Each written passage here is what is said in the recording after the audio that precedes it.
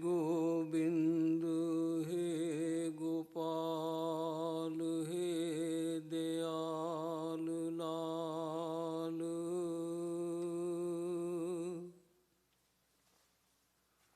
प्राणनाथ अनाथ सखे दीन दर्द निवार। हे समरथ अगम पूरन मोहे में आधार।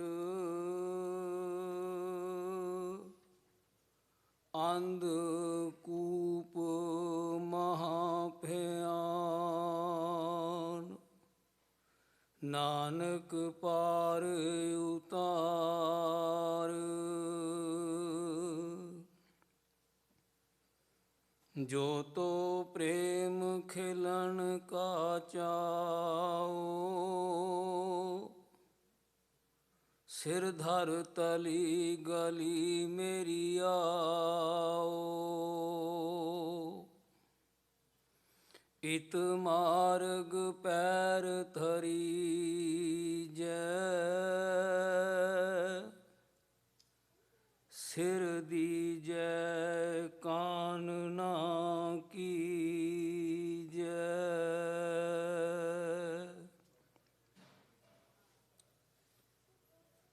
ਸਾਹਿਬ ਸਤਿਗੁਰੂ ਸ਼੍ਰੀ ਗੁਰੂ ਗ੍ਰੰਥ ਸਾਹਿਬ ਜੀ ਦੀ ਗੋਦ ਵਿੱਚ ਬੈਠੀ ਗੁਰੂ ਨਾਲ ਜੁੜੀ ਗੁਰੂ ਦੀ ਸਾਧ ਸੰਗਤ, ਆਪ ਜੀ ਬੜੇ ਪਿਆਰ ਨਾਲ ਸ਼ਬਦ ਕੀਰਤਨ ਵੀ ਜੁੜੇ ਹੋਏ ਸੋ ਅੱਜ ਅਸੀਂ ਸਾਕਾ ਨਨਕਾਣਾ ਸਾਹਿਬ ਉਸ ਨਾਲ ਸੰਬੰਧਿਤ ਵਿਚਾਰਾਂ ਸਾਂਝੀਆਂ ਕਰਨੀਆਂ ਹਨ। ਆਪ ਸਾਰੇ ਇਕਾਗਰ ਹੋ ਕੇ ਉਹਨਾਂ ਨੂੰ ਯਾਦ ਕਰੋ ਅਤੇ ਗੁਰੂ ਨਾਨਕ ਸਾਹਿਬ ਜੀ ਦੀ ਉਚਾਰੀ ਹੋਈ ਬਾਣੀ ਉਸ ਨੂੰ ਸਾਰੇ ਪੜ੍ਹੋ। प्रेम खिलन का चाओ जो तो प्रेम खिलन का चाओ। प्रेम खिलन का चाओ जो तो प्रेम खिलन का चाओ। प्रेम खिलन का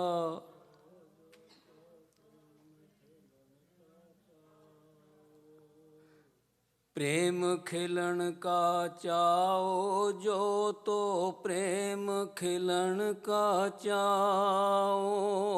प्रेम खिलन का चाओ जो तो सिर धर तली गली मेरी आओ। सिर धर तली गली मेरी आओ।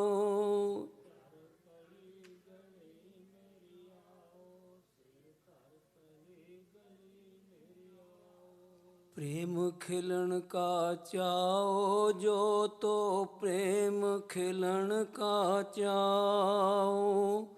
प्रेम खिलन का चाओ जो तो प्रेम खिलन का चाओ।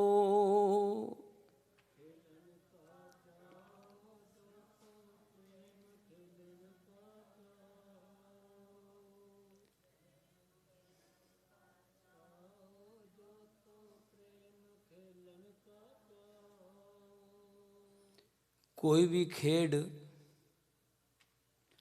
ਖੇਡਣੀ ਹੋਵੇ ਤਾਂ ਉਸ ਵਿੱਚ ਬੰਦੇ ਨੂੰ ਪਿਆਰ ਚਾਹੀਦਾ ਹੈ।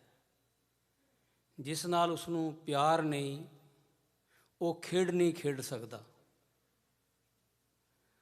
ਜਿਸ ਨਾਲ ਬੰਦੇ ਦਾ ਲਗਾਵ ਹੋਵੇ ਉਹੀ ਖੇਡ ਖੇਡ ਸਕਦਾ ਹੈ। ਸਾਹਿਬ ਸਤਿਗੁਰੂ ਗੁਰੂ ਨਾਨਕ ਸਾਹਿਬ ਜੀ ਬਖਸ਼ਿਸ਼ ਕਰਕੇ ਕਹਿ ਰਹੇ ਹਨ ਕਿ ਪਿਆਰ ਦੀ ਖੇਡ, ਪ੍ਰੇਮ ਦੀ ਖੇਡ ਸਿੱਖਾ ਜੇ ਤੂੰ ਖਿੜਨੀ ਚਾਹੁੰਦਾ ਹੈ ਤਾਂ ਸਿਰ ਤਰੀ 'ਤੇ ਰੱਖ ਕੇ ਮੇਰੇ ਕੋਲ ਆਈ। ਇਤ ਮਾਰਗ ਪੈਰ ਧਰੀਜੈ, ਸਿਰ ਦੀਜੈ ਕਾਨ ਨਾ ਕੀਜੈ। ਜੇ ਤੂੰ ਮੇਰੀ ਗਲੀ ਵਿੱਚ ਆਇਆ ਹੈ, ਤੈਨੂੰ ਸਿਰ ਦੇਣਾ ਪਿਆ ਗਿਆ, ਤੇ ਤੂੰ ਇਸ ਗੱਲ ਦਾ ਕਿਸੇ 'ਤੇ ਗਿਲਾ ਨਹੀਂ ਕਰ ਸਕਦਾ ਕਿ ਤੂੰ ਆਪਣਾ ਸਿਰ ਐਵੇਂ ਦੇ ਦਿੱਤਾ। ਨਹੀਂ, ਤੂੰ ਪ੍ਰੇਮ ਵਿੱਚ ਭਿੱਜਿਆ ਹੋਇਆ ਆਏਗਾ ਤਾਂ ਹੀ ਸਿਰ ਦੇ ਸਕਦਾ ਹੈ। ਤਾਂ ਜੇ ਤੂੰ ਸਿਰ ਦੇ ਦਿੱਤਾ ਤੇ ਸਤਿਗੁਰੂ ਆਗੈ ਸੀਸ ਭੇਟ ਦਿਓ। ਜੇ ਸਤਿਗੁਰੂ ਸਾਚੇ ਭਾਵੈ, ਜੇ ਸਤਿਗੁਰੂ ਨੂੰ ਭਾ ਜਾਏਗਾ, ਗੁਰੂ ਚਰਨਾਂ ਵਿੱਚ ਤੇਰੀ ਅਰਦਾਸ ਪ੍ਰਵਾਨ ਹੋ ਜਾਏਗੀ, ਤਾਂ ਹੀ ਤੂੰ ਸੀਸ ਭੇਟ ਕਰ ਸਕਦਾ ਹੈ। ਸਾਹਿਬ ਦੀ ਬਾਣੀ ਦੀ ਪੰਕਤੀ ਹੈ, ਕਹਾਂ ਭਇਓ ਜੋ ਤਨ ਭਇਓ ਛਿਨ ਛਿਨ। ਕੀ ਹੋ ਗਿਆ? ਮੇਰੇ ਸਰੀਰ ਦੇ ਟੁਕੜੇ ਟੁਕੜੇ ਹੋ ਗਏ, ਮੈਨੂੰ ਕੋਈ ਪਰਵਾਹ ਨਹੀਂ। ਕਹਾਂ ਭਇਓ ਜੋ ਤਨ ਭਇਓ ਛਿਨ ਛਿਨ, ਪ੍ਰੇਮ ਜਾਏ ਤੋ ਡਰ ਪੈ ਤੇਰੋ ਜਨ। ਮੈਨੂੰ ਇਸ ਗੱਲ ਦਾ ਡਰ ਹੈ ਕਿ ਤੇਰੇ ਨਾਲ ਮੇਰੀ ਪ੍ਰੀਤ ਜਿਹੜੀ ਲੱਗੀ ਹੋਈ ਹੈ ਉਹ ਨਹੀਂ ਟੁੱਟਣੀ ਚਾਹੀਦੀ। ਸਿੱਖਾਂ ਦਾ ਗੁਰੂ ਨਾਲ ਇਤਨਾ ਨੇੜੇ ਦਾ ਸੰਬੰਧ ਹੈ। ਇਹ ਗੱਲ ਵੱਖਰੀ ਹੈ ਕਿ ਸਾਰੇ ਅਸੀਂ ਉਸ ਕਸਵੱਟੀ 'ਤੇ ਤੁਲ ਨਹੀਂ ਸਕਦੇ। ਸਾਰਿਆਂ ਦੀ ਅਵਸਥਾ ਉਹ ਨਹੀਂ ਹੈ, ਪਰ ਹਨ। ਸਾਹਿਬ ਕਹਿੰਦੇ ਹਨ, ਸਰੀਰ ਦੀ ਕੋਈ ਪਰਵਾਹ ਨਹੀਂ, ਮੇਰੀ ਗੁਰੂ ਨਾਲ ਪ੍ਰੀਤ ਨਹੀਂ ਜਾਣੀ ਚਾਹੀਦੀ। ਗੁਰੂ ਦਾ ਸਿੱਖ ਨਾਲ ਕੈਸਾ ਪਿਆਰ ਹੈ, ਗੁਰਦੁਆਰੇ ਨਾਲ ਕੈਸਾ ਪਿਆਰ ਹੈ। ਭਾਈ ਗੁਰਦਾਸ ਜੀ ਕਹਿੰਦੇ ਹਨ, ਬਾਹਮਣ ਗਾਈ ਵੰਸ ਘਾਤ ਅਪਰਾਧ ਕਰਾਰੇ। ਗਊਆਂ ਨੂੰ ਮਾਰਨਾ, ਗਊ ਦੀ ਕੁਲ ਨੂੰ ਮਾਰਨਾ, ਕਿਸੇ ਪਰਮਾਤਮਾ ਨਾਲ ਜੁੜੇ ਹੋਏ ਬੰਦੇ ਨੂੰ ਮਾਰਨਾ, ਇਹ ਬੜੇ ਮਾੜੇ ਕਰਮ ਹਨ।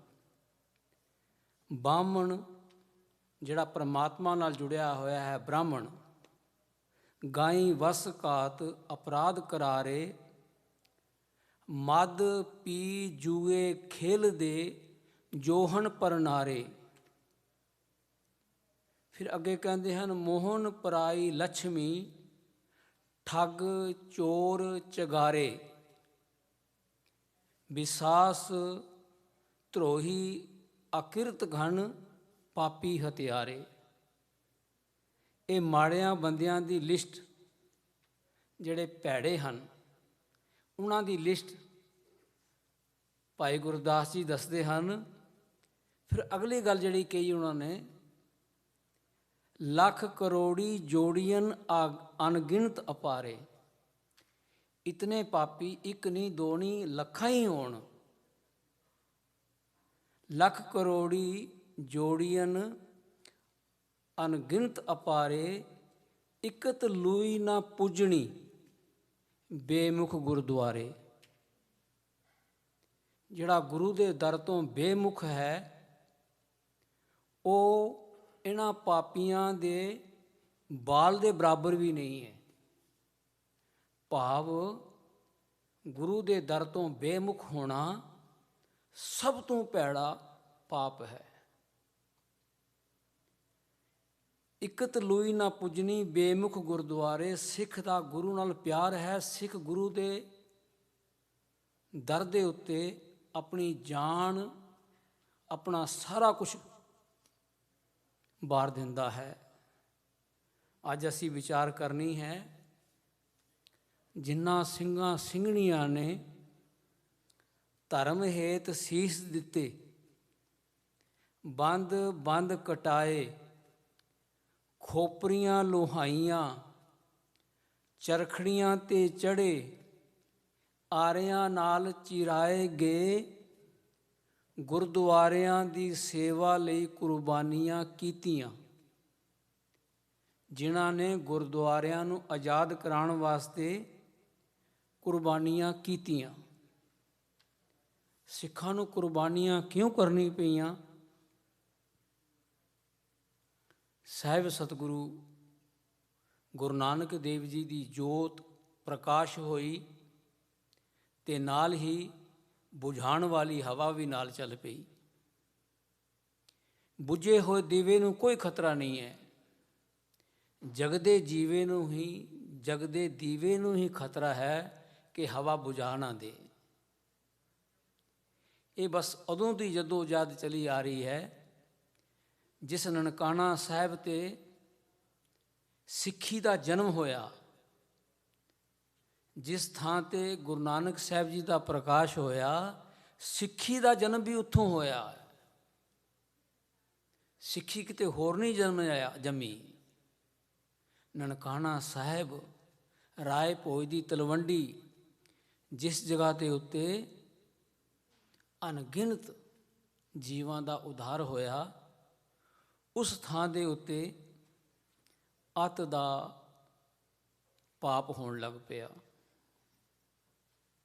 ਇਸ ਦੀ ਪਿਛੋਕੜ ਵਾਲੇ ਪਾਸੇ ਝਾਤੀ ਮਾਰੀਏ, ਸਾਹਿਬ ਸਤਿਗੁਰੂ ਦਸਮ ਪਾਤਸ਼ਾਹ ਜੀ ਦੇ ਜੋਤੀ ਜੋਤ ਸਮਾਉਣ ਤੋਂ ਬਾਅਦ ਤਕਰੀਬਨ 70-80 ਸਾਲ ਸਿੱਖਾਂ ਦਾ ਬੜਾ ਔਖਾ ਟਾਈਮ ਸੀ। ਸਿੱਖਾਂ ਨੂੰ ਜੰਗਲਾਂ ਵੀ ਜਾਣਾ ਪਿਆ, ਘਰ-ਬਾਰ ਛੱਡਣਾ ਪਿਆ, ਅਣਗਿਣਤ ਤਸੀਹੇ ਚੱਲੇ। ਉਸ ਵੇਲੇ ਦੋ ਸੰਪਰਦਾਵਾਂ ਸਨ ਜਿਹੜੀਆਂ ਚਲਦੀਆਂ ਤਾਂ ਗੁਰੂ ਘਰ ਵੱਲੋਂ ਹਨ, ਪਰ ਗੁਰੂ ਘਰ ਦੇ ਨਾਲ ਹਮੇਸ਼ਾ ਬੈਰ ਰੱਖਿਆ ਇਹਨਾਂ ਨੇ। ਇੱਕ ਸੰਪਰਦਾ ਹੈ ਉਦਾਸੀ ਸੰਪਰਦਾ, ਜਿਸ ਦਾ ਮੁੱਢ ਬਾਬਾ ਸ਼੍ਰੀ ਚੰਦ ਜੀ ਤੋਂ ਸ਼ੁਰੂ ਹੋਇਆ। ਸ਼੍ਰੀ ਚੰਦ ਜੀ ਨੇ ਗੁਰੂ ਸਾਹਿਬ ਜੀ ਦਾ ਸਤਿਕਾਰ ਨਹੀਂ ਕੀਤਾ। ਜਿਹੜੀਆਂ ਬਾਅਦ ਦੀਆਂ ਸਟੋਰੀਆਂ ਬਣਾ ਲਈਆਂ ਸਭ ਉਹ ਸੁਣੀ ਸੁਣਾਈਆਂ ਗੱਲਾਂ ਹਨ। ਪਰ ਜਿਹੜੀ ਗੁਰਬਾਣੀ ਕਹਿੰਦੀ ਹੈ, ਪੁੱਤਰੀ ਕੋਲ ਨਾ ਪਾਲਿਓ, ਕਰ ਪੀਰੋਂ ਕੰਨ ਮੁਰੱਟੀ ਹੈ। ਪੁੱਤਰਾਂ ਨੇ ਗੁਰੂ ਸਾਹਿਬ ਜੀ ਦਾ ਬਚਨ ਨਹੀਂ ਮੰਨਿਆ ਅਤੇ ਉਹਨਾਂ ਨੇ ਗੁਰੂ ਨਾਨਕ ਸਾਹਿਬ ਜੀ ਦੀ ਸਿੱਖੀ ਦਾ ਪ੍ਰਚਾਰ ਨਹੀਂ ਕੀਤਾ, ਉਹਨਾਂ ਨੇ ਉਦਾਸੀ ਮਤ ਦਾ ਪ੍ਰਚਾਰ ਕੀਤਾ। ਦੂਸਰੀ ਹੈ ਨਿਰਮਲੇ ਸੰਪਰਦਾ। ਨਿਰਮਲੇ ਸੰਪਰਦਾ ਦਸਮ ਪਾਤਸ਼ਾਹ ਜੀ ਨੇ ਸਿੰਘਾਂ ਨੂੰ ਭੇਜਿਆ ਬਨਾਰਸ ਵੀ ਤੁਸੀਂ ਉੱਥੋਂ ਜਾ ਕੇ ਪੜ੍ਹ ਕੇ ਆਓ, ਕੀ ਪੜ੍ਹਾਉਂਦੇ ਹਨ, ਕੀ ਪੜ੍ਹਦੇ ਹਨ। ਤਾਂ ਉਹ ਗਏ ਤਾਂ ਉਹਨਾਂ ਨੇ ਉਹਨਾਂ ਨੂੰ ਵਿੱਦਿਆ ਨਹੀਂ ਪੜ੍ਹਨ ਵਾਸਤੇ ਦਿੱਤੀ। ਕਹਿਣ ਲੱਗੇ ਕਿ ਤੁਸੀਂ ਸਾਡੀ ਸੰਪਰਦਾ ਵਿੱਚੋਂ ਨਹੀਂ ਹੋ, ਤੁਸੀਂ ਬ੍ਰਾਹਮਣ ਨਹੀਂ ਹੋ, ਤੁਹਾਨੂੰ ਅਸੀਂ ਵਿੱਦਿਆ ਨਹੀਂ ਪੜ੍ਹਾਉਣੀ। ਉਹ ਸਿੱਖ ਵਾਪਸ ਆ ਗਏ ਤਾਂ ਸਤਿਗੁਰੂ ਕਹਿਣ ਲੱਗੇ ਕਿ ਇਹ ਕਿਹੜੀ ਗੱਲ ਹੈ, ਤੁਸੀਂ ਬ੍ਰਾਹਮਣਾਂ ਵਾਲਾ ਭੇਸ ਧਾਰ ਕੇ ਚਲੇ ਜਾਓ। ਉਹ ਬ੍ਰਾਹਮਣ ਬਣ ਕੇ ਚਲੇ ਗਏ ਅਤੇ ਉਹਨੇ ਵਿੱਦਿਆ ਪੜ੍ਹੀ। ਉੱਥੋਂ ਇਹ ਸੰਪਰਦਾ ਸ਼ੁਰੂ ਹੋ ਗਈ, ਨਿਰਮਲੇ ਸੰਪਰਦਾ। ਪਰ ਇਹ ਸ਼ੁਰੂ ਵਿੱਚ ਤਾਂ ਥੋੜ੍ਹਾ ਗੁਰੂ ਨਾਲ ਪਿਆਰ ਸੀ, ਬੜੇ ਜੀਵਨ ਵਾਲੇ ਵੀ ਹੋਏ ਇਹਨਾਂ ਵਿੱਚੋਂ, ਪਰ ਬਾਅਦ ਵਿੱਚ ਜਾਂਦਿਆਂ ਜਾਂਦਿਆਂ ਇਹ ਗੁਰੂ ਘਰ ਦੇ ਦੋਖੀ ਹੋ ਗਏ। ਕਾਰਨ ਧਨ ਸੰਪਰਦਾ ਚੌਧਰਤਾ। ਸਤਿਗੁਰੂ ਜੀ ਦੇ ਜੋਤੀ ਜੋਤ ਸਮਾਉਣ ਤੋਂ ਬਾਅਦ ਸਿੱਖ ਜੰਗਲਾਂ ਵੀ ਚਲੇ ਗਏ ਅਤੇ ਇਹਨਾਂ ਨੂੰ ਗੁਰਦੁਆਰਿਆਂ ਅਸਥਾਨਾਂ ਦੀ ਸੇਵਾ ਸੰਭਾਲ ਸੌਂਪੀ ਗਈ। ਉਸ ਤੋਂ ਬਾਅਦ ਸਿੱਖਾਂ ਦੀਆਂ 12 ਮਿਸਲਾਂ ਬਣੀਆਂ, ਜੰਗ ਕਰਦੇ ਰਹੇ ਸਿੱਖ। ਫਿਰ ਆਸਤੇ ਆਸਤੇ ਮਹਾਰਾਜਾ ਰਣਜੀਤ ਸਿੰਘ ਜੀ ਦਾ ਰਾਜ ਆਇਆ। ਜਦੋਂ ਮਹਾਰਾਜਾ ਰਣਜੀਤ ਸਿੰਘ ਦਾ ਰਾਜ ਆਇਆ ਅਤੇ ਉਹਨਾਂ ਨੇ ਗੁਰੂ ਅਸਥਾਨਾਂ ਦੀ, ਹਰ ਇੱਕ ਧਾਰਮਿਕ ਅਸਥਾਨ ਦੀ ਸੇਵਾ ਕਰਾਈ।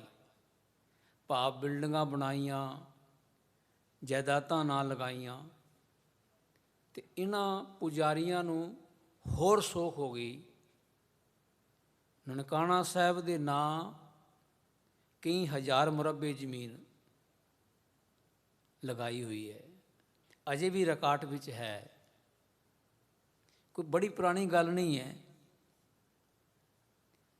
ਉਸ ਧਨ ਸੰਪਦਾ ਦੇ ਐਸ਼ੋ ਇਸ਼ਰਤ ਵਿੱਚ ਇਹ ਮਹਾਨ ਪਾਪੀ, ਮਹਾਨ ਕੁਕਰਮੀ ਹੋ ਗਏ। ਉਸ ਤੋਂ ਬਾਅਦ ਆ ਗਿਆ ਅੰਗਰੇਜ਼ਾਂ ਦਾ ਰਾਜ। ਤੇ ਰਾਜਾ ਕੀ ਚਾਹੁੰਦਾ ਹੈ? ਰਾਜੇ ਦੀ ਭਾਵਨਾ ਹੈ ਕਿ ਸਾਰੇ ਮੇਰੇ ਅਧੀਨ ਹੋਣ, ਮੈਂ ਕੋਈ ਵੀ ਕੰਮ ਆਖਾਂ, ਭਾਵੇਂ ਚੰਗਾ ਹੋਵੇ ਭਾਵੇਂ ਮਾੜਾ ਹੋਵੇ, ਉਹ ਸਾਰੇ ਮੰਨਣ, ਬਸ ਉਸ ਵਿੱਚ ਕਿੰਤੂ ਪਰੰਤੂ ਕੋਈ ਨਾ ਕਰੇ। ਤਾਂ ਫਿਰ ਉਹ ਸੋਚਦਾ ਵੀ ਮੇਰਾ ਇਹ ਹੁਕਮ ਕਿਸ ਤਰ੍ਹਾਂ ਮੰਨਿਆ ਜਾਵੇ। ਤਾਂ ਉਹ ਲੱਭੇ ਉਸਨੇ ਧਾਰਮਿਕ ਆਗੂ, ਕਿਉਂਕਿ ਧਾਰਮਿਕ ਆਗੂ ਧਰਮ ਦੀ ਡੋਰ ਵਿੱਚ ਬੰਨੇ ਹੋਏ ਜੀਵ ਛੇਤੀ ਕੀਤਿਆਂ ਉਸ ਦੇ ਕਾਬੂ ਵਿੱਚ ਆ ਜਾਂਦੇ ਹਨ।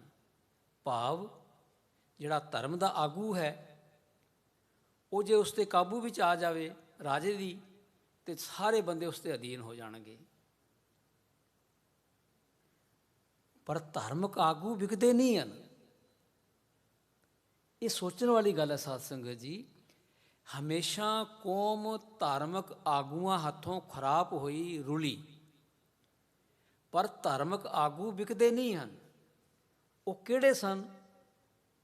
ਜਿਹੜੇ ਧਾਰਮਿਕ ਆਗੂ ਨਹੀਂ ਸਨ, ਬਾਹਰੋਂ ਦਿਖਾਵੇ ਕਰਕੇ ਬਣੇ ਹੋਏ ਸਨ। ਮਨ ਵਿੱਚ ਕੁਝ ਹੋਰ ਸੀ ਤੇ ਲੋਕਾਂ ਨੂੰ ਕੁਝ ਹੋਰ ਕਹਿ ਰਹੇ ਸਨ।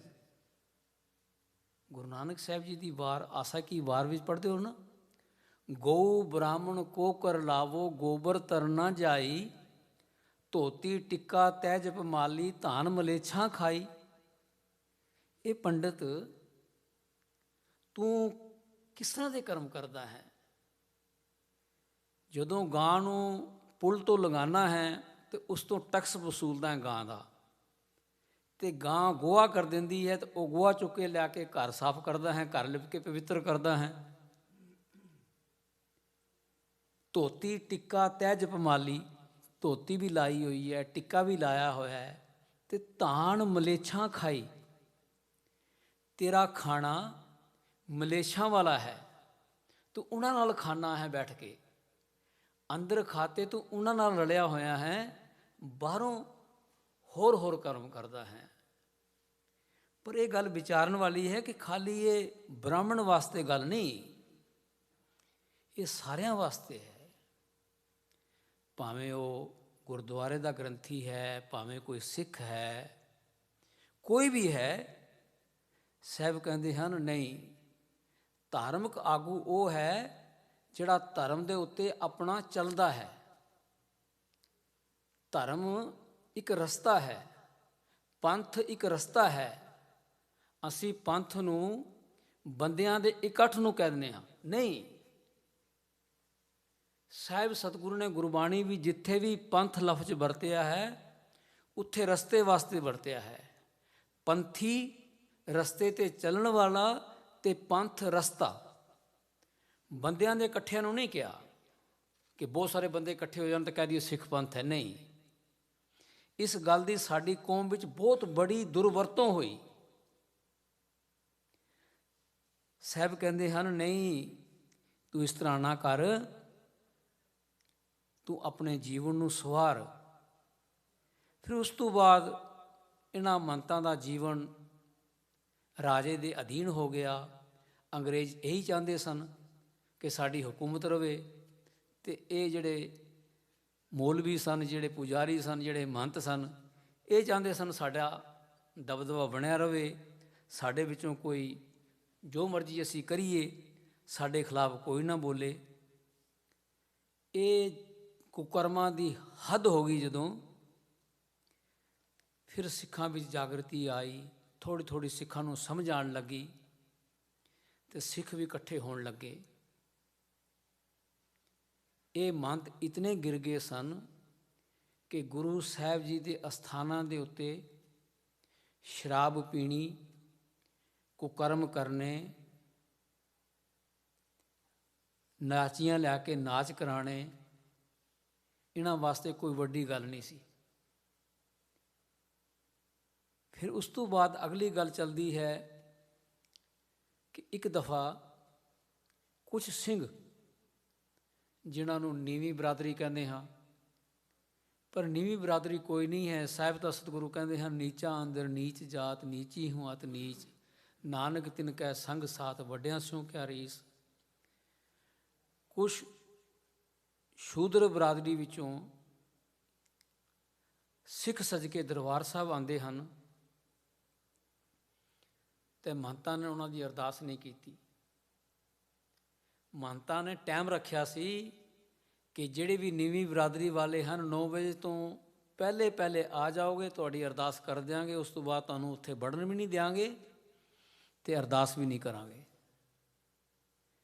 ਜਦੋਂ ਇਹ ਸਿੰਘ ਆਏ, ਇਹਨਾਂ ਨਾਲ ਖਾਲਸਾ ਕਾਲਜ ਦੇ ਬੜੇ ਸਿਆਣੇ ਪ੍ਰਿੰਸੀਪਲ, ਵਿਦਿਆਰਥੀ, ਹੋਰ ਬਹੁਤ ਸਾਰੇ ਚੰਗੇ ਬੰਦੇ ਆਏ, ਤਾਂ ਇਹਨਾਂ ਨੇ ਉਹਨਾਂ ਦੀ ਅਰਦਾਸ ਨਾ ਕੀਤੀ।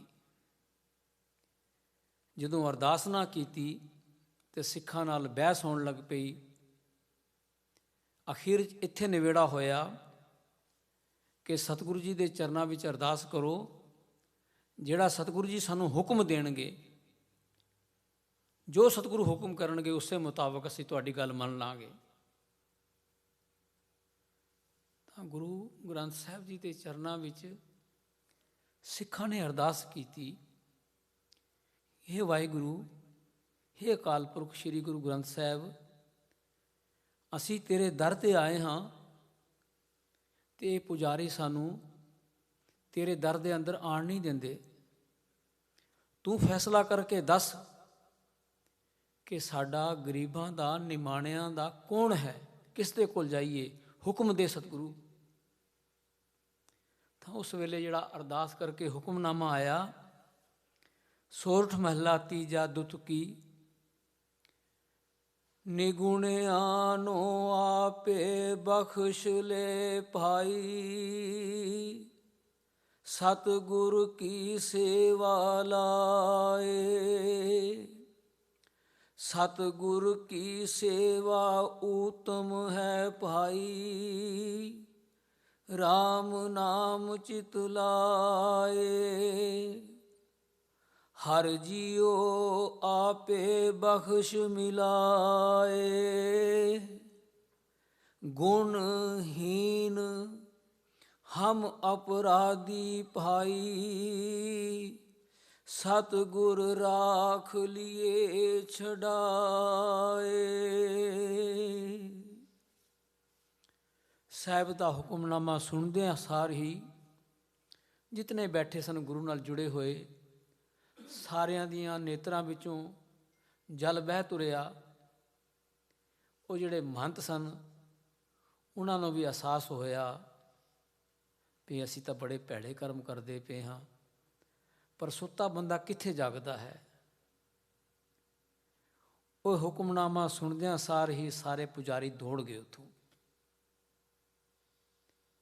ਸਾਹਿਬ ਦਾ ਸ਼ੁਕਰਾਨਾ ਕਰਕੇ ਸਿੱਖ ਅਕਾਲ ਤਖਤ ਵਾਲੇ ਪਾਸੇ ਮੁੜੇ ਹੀ ਸਨ ਅਜੇ, ਅਤੇ ਹੋਰ ਸਿੰਘ ਜਥੇਦਾਰ ਕਰਤਾਰ ਸਿੰਘ, ਨਿਰੰਜਨ ਸਿੰਘ, ਹੋਰ ਇਸ ਤਰ੍ਹਾਂ ਬਹੁਤ ਸਾਰੇ ਸਿੰਘ ਤਿਆਰ ਬਰ ਤਿਆਰ ਜਦੋਂ ਦਰਬਾਰ ਸਾਹਿਬ ਪਹੁੰਚੇ ਅਤੇ ਉਹਨਾਂ ਨੇ ਦੇਖਿਆ ਕਿ ਪੁਜਾਰੀ ਸਾਰੇ ਦੌੜ ਗਏ ਹਨ ਇੱਥੋਂ, ਕੋਈ ਪੁਜਾਰੀ ਇੱਥੇ ਨਹੀਂ ਹੈ ਇਸ ਟਾਈਮ। ਅਤੇ ਅਕਾਲ ਤਖਤ ਸਾਹਿਬ 'ਤੇ ਜਾ ਕੇ ਦੇਖਿਆ ਅਤੇ ਉੱਥੇ ਵੀ ਕੋਈ ਨਹੀਂ ਸੀ। ਸਿੱਖਾਂ ਨੇ ਸਲਾਹ ਕੀਤੀ ਅਤੇ ਉੱਥੇ ਆਪਣਾ ਸੇਵਾ ਸੰਭਾਲ ਲਈ ਅਕਾਲ ਤਖਤ ਸਾਹਿਬ ਦੀ। ਉਸ ਤੋਂ ਬਾਅਦ ਕੁਝ ਟਾਈਮਾਂ ਬਾਅਦ ਸਿੱਖ ਉੱਥੇ ਆ ਕੇ ਵਿਚਾਰਾਂ ਕਰਦੇ ਹਨ ਅਤੇ ਉਸ ਤੋਂ ਬਾਅਦ ਇੱਕ ਦਿਨ ਮੀਟਿੰਗ ਹੋ ਰਹੀ ਹੈ ਅਕਾਲ ਤਖਤ ਸਾਹਿਬ ਦੇ ਉੱਤੇ। ਤਾਂ ਇੱਕ ਮਾਈ ਭੈਣ ਆ ਕੇ ਬੜੀ ਉੱਚੀ ਉੱਚੀ ਬੋਲਦੀ ਹੈ ਤੇ ਕਹਿੰਦੀ ਹੈ, ਹੇ ਸਿੱਖੋ, ਲੋਕਾਂ ਦੀਆਂ ਧੀਆਂ ਭੈਣਾਂ ਦੀ ਇੱਜ਼ਤ ਬਚਾਉਣ ਵਾਲਿਓ, ਕਿੱਥੇ ਮਰ ਗਏ ਹੋ, ਕਿੱਥੇ ਸੋ ਗਏ ਹੋ? ਆਪਣਾ ਘਰ ਵੀ ਸੰਭਾਲ ਲਓ, ਆਪਣੇ ਘਰ ਦੀ ਵੀ ਖਬਰ ਸਾਰ ਲਓ। ਤਾਂ ਸਿੰਘਾਂ ਬਾਹਰ ਆ ਕੇ ਪੁੱਛਿਆ, ਭੈਣ ਦੱਸ ਤੈਨੂੰ ਕੀ ਪ੍ਰੋਬਲਮ ਹੈ, ਤੈਨੂੰ ਕੀ ਹੋਇਆ ਹੈ? ਤਾਂ ਉਹ ਕਹਿੰਦੀ ਕਿ ਤਰਨ ਤਾਰਨ ਸਾਹਿਬ ਮੇਰਾ ਘਰ ਵਾਲਾ ਕੀਰਤਨ ਕਰ ਰਿਹਾ ਸੀ, ਭਾਈ ਸੰਤ ਸਿੰਘ। ਉਹਨਾਂ ਨੇ ਸ਼ਬਦ ਦੀ ਵਿਚਾਰ ਕਰਦਿਆਂ ਕਿਹਾ ਕਿ ਦਸਮ ਪਾਤਸ਼ਾਹ ਦੀ ਖੁਸ਼ੀ ਲੈਣੀ ਹੈ ਤਾਂ ਖੰਡੇ ਬਾਟੇ ਦਾ ਅੰਮ੍ਰਿਤ ਛਕੋ, ਸਿੰਘ ਸਜੋ, ਤਿਆਰ ਪਰ ਤਿਆਰ ਹੋਵੋ। ਇਹ ਗੱਲ ਸੁਣਦਿਆਂ ਸਾਰ ਮਹੰਤਾਂ ਨੂੰ ਅੱਗ ਲੱਗ ਗਈ। ਉਹ ਗੁੱਸੇ ਵਿੱਚ ਆ ਗਏ। ਮੇਰਾ ਪੁੱਤਰ, ਮੇਰਾ ਬੱਚਾ ਤੇ ਮੇਰੀ ਧੀ ਪਰਿਕਰਮਾ ਵਿੱਚੋਂ ਜਾ ਰਹੇ ਸਨ।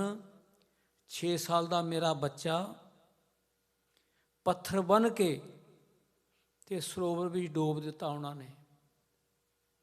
ਮੇਰੀ ਬੱਚੀ 15-16 ਸਾਲ ਦੀ ਧੀ, ਉਸ ਦੀ ਪੱਤ ਰੋਲ ਦਿੱਤੀ। ਸਿਰਫ ਇਤਨਾ ਸਾਡਾ ਦੋਸ਼ ਕਿ ਘਰ ਵਾਲੇ ਨੇ ਕਹਿ ਦਿੱਤਾ ਕਿ ਅੰਮ੍ਰਿਤ ਛਕੋ। ਹੇ ਸਿੱਖੋ, ਜਾਗੋ, ਕਿੱਥੇ ਸੁੱਤੇ ਪਏ ਹੋ? ਇਹ ਗੱਲ ਸੁਣਦਿਆਂ ਸਾਰ ਸਿੱਖਾਂ ਨੂੰ ਖੂਨ ਨੇ ਉਬਾਲਾ ਖਾਧਾ। ਇਕੱਠੇ ਹੋਏ, ਕਹਿੰਦੇ ਚਲੋ ਫਿਰ ਹੁਣ ਤਰਨ ਤਾਰਨ ਸਾਹਿਬ ਦੀ ਸੇਵਾ ਲਈਏ। ਸਿੱਖਾਂ ਦਾ ਜੱਥਾ ਦਰਬਾਰ ਸਾਹਿਬ ਤੋਂ ਅਰਦਾਸ ਕਰਕੇ ਚੱਲਿਆ। ਕਰੀਬਨ 40-45 ਸਿੱਖ ਸਨ। ਰਾਤ 9 ਵਜੇ ਤਰਨ ਤਾਰਨ ਸਾਹਿਬ ਪਹੁੰਚੇ, ਮੱਥਾ ਟੇਕਣ ਲੱਗੇ। ਮੱਥਾ ਟੇਕਦਿਆਂ ਸਾਰ ਹੀ ਮਹੰਤਾਂ ਦੇ ਗੁੰਡਿਆਂ ਨੇ ਹਮਲਾ ਕਰ ਦਿੱਤਾ। ਬਹੁਤ ਸਾਰੇ ਸਿੱਖ ਫੱਟੜ ਹੋ ਗਏ ਤੇ 2 ਸਿੱਖ, ਭਾਈ ਹਜ਼ਾਰਾ ਸਿੰਘ ਤੇ ਭਾਈ ਹੁਕਮ ਸਿੰਘ, 2 ਸਿੰਘ ਸ਼ਹੀਦ ਕਰ ਦਿੱਤੇ ਗਏ।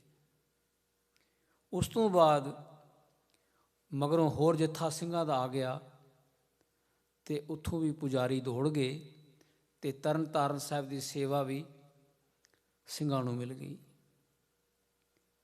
ਸਿੰਘਾਂ ਨੇ ਗੁਰਦੁਆਰਾ ਸਾਹਿਬ ਦੀ ਸੇਵਾ ਸੰਭਾਲ ਕਰਕੇ ਫਿਰ ਜਦੋਂ ਸਿੰਘ ਜਿਹੜੇ ਸ਼ਹੀਦ ਹੋ ਗਏ, ਉਹਨਾਂ ਦੀ ਯਾਦ ਵਿੱਚ ਦੀਵਾਨ ਰੱਖਿਆ। ਤਾਂ ਉਸ ਯਾਦ ਦੀਵਾਨ ਵਿੱਚ ਇਹ ਅਰਦਾਸ ਕੀਤੀ ਗਈ ਕਿ ਸਾਹਿਬ ਸਤਿਗੁਰੂ, ਇਹ ਜੋ ਸਾਡੇ ਵੀਰ ਸਿੰਘ ਸ਼ਹੀਦ ਹੋਏ ਹਨ, ਇਹਨਾਂ ਨੇ ਆਪਣੇ ਖੂਨ ਨਾਲ ਇਸ ਅਸਥਾਨ ਨੂੰ ਧੋਤਾ ਹੈ, ਇਹਨਾਂ ਪਾਪੀਆਂ ਤੋਂ ਮੁਕਤ ਕਰਾਇਆ ਹੈ। ਸਾਡੇ 'ਤੇ ਵੀ ਕਿਰਪਾ ਕਰ, ਬਖਸ਼ਿਸ਼ ਕਰ ਕਿ ਅਸੀਂ ਤੇਰਾ ਨਨਕਾਣਾ ਸਾਹਿਬ, ਜਿੱਥੇ ਅਤ ਦੇ ਪਾਪ ਹੋ ਰਹੇ ਹਨ, ਉਸ ਅਸਥਾਨ ਨੂੰ ਵੀ ਆਪਣਾ ਖੂਨ ਦੇ ਕੇ ਖੂਨ ਨਾਲ ਧੋਈਏ। ਇਹ ਅਰਦਾਸ ਸਿੱਖਾਂ ਵਿੱਚ ਕਿਤਨੀ ਚੇਤਨਤਾ ਸੀ। ਗਿਣਤੀ ਜ਼ਿਆਦਾ ਨਹੀਂ ਹੈ, ਉਹਨਾਂ ਕੋਲ ਕੋਈ ਧਨ ਸੰਪਦਾ ਨਹੀਂ ਹੈ, ਬੜੇ ਅਮੀਰ ਨਹੀਂ ਹਨ, ਬਸ ਰੋਜੀ ਰੋਟੀ ਚੱਲਦੀ ਹੈ ਉਹਨਾਂ ਦੀ। ਉਹਨਾਂ ਵਿੱਚੋਂ ਸਨ ਲਛਮਣ ਸਿੰਘ ਧਾਰੋਵਾਲ, ਜਿਨ੍ਹਾਂ ਨੇ ਉਹ ਸਿੱਖਾਂ ਨੂੰ ਸ਼ਹੀਦ ਹੁੰਦਿਆਂ ਆਪਣੀ ਅੱਖੀਂ ਦੇਖਿਆ ਤੇ ਅਰਦਾਸ ਕੀਤੀ, ਸਾਹਿਬ ਸਤਿਗੁਰੂ ਗੁਰੂ ਅਰਜਨ ਦੇਵ ਜੀ, ਸਾਡੇ 'ਤੇ ਵੀ ਕਿਰਪਾ ਕਰ, ਅਸੀਂ ਤੇਰਾ ਇਹ ਅਸਥਾਨ ਜਿਹੜਾ ਅਤ ਦੇ ਪਾਪ ਹੋ ਰਹੇ ਹਨ, ਉੱਥੋਂ ਉਹਨਾਂ ਪਾਪੀਆਂ ਨੂੰ ਵੀ ਮੁਕਤ ਕਰਾ ਸਕੀਏ, ਪਾਪੀਆਂ ਤੋਂ ਵੀ ਉਸ ਸਥਾਨ ਨੂੰ ਧੋ ਸਕੀਏ। ਇਹ ਗੱਲ ਚੱਲਦੀ ਰਹੀ। ਉਸ ਤੋਂ ਬਾਅਦ ਮਹੰਤ, ਪੁਜਾਰੀ, ਹਕੂਮਤ, ਬੇਦੀ, ਜਗੀਰਦਾਰ, ਇਹ ਸਾਰੇ ਇਕੱਠੀ ਮੰਡਲੀ ਸਿੱਖਾਂ ਨਾਲ ਕਾਫੀ ਦਿਨਾਂ ਤੋਂ ਚਰਚਾ ਚੱਲਦੀ ਰਹੀ। ਮੀਟਿੰਗ ਕਰਾਂਗੇ, ਜਿਸ ਤਰ੍ਹਾਂ ਤੁਸੀਂ ਕਹੋਗੇ ਉਸ ਤਰ੍ਹਾਂ ਫੈਸਲਾ ਕਰ ਲਾਂਗੇ। ਗੱਲਬਾਤ ਚੱਲਦੀ ਰਹੀ ਸਿੱਖਾਂ ਨਾਲ। ਪਰ ਮਹੰਤ ਬੜਾ ਚਲਾਕ, ਬੜਾ ਸਾਜ਼ਿਸ਼ ਕਰਤਾ ਸੀ। ਉਹ ਸਿੱਖਾਂ ਨਾਲ ਵੀ ਮਤੇ ਪਗਾਉਂਦਾ ਸੀ ਤੇ ਅੰਦਰ ਖਾਤੇ ਉਸ ਦੀ ਜਿਹੜੀ ਪਲਾਨਿੰਗ ਸੀ ਉਹ ਹੋਰ ਸੀ। ਉਸ ਦੀ ਪਲਾਨਿੰਗ ਸੀ ਕਿ ਸਿੱਖਾਂ ਨੂੰ ਇਕੱਠਿਆਂ ਕਰਕੇ ਇੱਕ ਥਾਂ ਜਿੰਨੇ ਵੀ ਆਗੂ ਹਨ ਸਾਰੇ ਇਕੱਠੇ ਹੋ ਜਾਣ ਅਤੇ ਇਹਨਾਂ ਨੂੰ ਮੈਂ ਬਦਮਾਸ਼ਾਂ ਤੋਂ, ਗੁੰਡਿਆਂ ਤੋਂ ਮਰਵਾ ਦੇਵਾਂ। ਇਸ ਗੱਲ ਦੀ ਜਦੋਂ ਸਿੱਖਾਂ ਨੂੰ ਪਤਾ ਲੱਗਿਆ ਤਾਂ ਸਿੱਖਾਂ ਨੂੰ ਬੜਾ ਇਸ ਗੱਲ ਦਾ ਅਹਿਸਾਸ ਹੋਇਆ ਵੀ ਅਸੀਂ ਤਾਂ ਕੁਛ ਹੋਰ ਸੋਚਦੇ ਪਏ ਹਾਂ ਅਤੇ ਇਹ ਦੁਸ਼ਟ ਕੁਛ ਹੋਰ ਸੋਚਦਾ ਹੈ। ਉਸੇ ਦੌਰਾਨ ਹੀ ਸਿੱਖਾਂ ਨੇ ਉਸ ਨਾਲ ਮੀਟਿੰਗ ਰੱਖੀ ਤਾਂ ਉਹ ਉਸ ਮੀਟਿੰਗ 'ਤੇ ਵੀ ਨਹੀਂ ਪਹੁੰਚਿਆ। ਫਿਰ ਉਸ ਤੋਂ ਬਾਅਦ ਮਹੰਤ ਦਾ ਜਦੋਂ ਸਾਰੀਆਂ ਕਰਤੂਤਾਂ ਦਾ ਪਤਾ ਲੱਗਿਆ, 2-3 ਵਾਰੀ ਸੱਦਿਆ ਗਿਆ ਵੀ ਉੱਥੇ ਆਓ ਉੱਥੇ ਆਓ, ਨਹੀਂ ਆਇਆ। ਫਿਰ ਲਾਹੌਰ ਸੱਦੀ ਮੀਟਿੰਗ, ਲਾਹੌਰ ਵੀ ਨਹੀਂ ਪਹੁੰਚਿਆ ਅਤੇ ਉਸਨੇ ਸ਼੍ਰੋਮਣੀ ਕਮੇਟੀ ਨਾਲ 6 ਮਾਰਚ ਦੀ ਮੀਟਿੰਗ ਰੱਖੀ ਹੋਈ ਸੀ, ਜਿਸ ਦੀ ਉਹ ਪਲੈਨਿੰਗ ਬਣਾ ਰਿਹਾ ਸੀ ਕਿ ਸਾਰੀ ਕੌਮ ਇਕੱਠੀ ਹੋਏਗੀ, ਸਾਰੇ ਆਗੂਆਂ ਨੂੰ ਮਰਾ ਦਿਆਂਗਾ ਮੈਂ। ਉਸ ਦੀ ਖਬਰ, ਇਹ ਗੱਲ ਜਦੋਂ ਸਿੱਖਾਂ ਨੂੰ ਲੱਗੀ ਪਤਾ ਅਤੇ ਇਹਨਾਂ ਸਿੰਘਾਂ ਨੇ ਵਿਚਾਰ ਕੀਤੀ ਕਿ ਹੁਣ ਉਸ ਦੀ ਇੰਤਜ਼ਾਰ ਕਰਨ ਦੀ ਲੋੜ ਨਹੀਂ ਹੈ, ਅਸੀਂ ਹੁਣ ਆਪ ਹੀ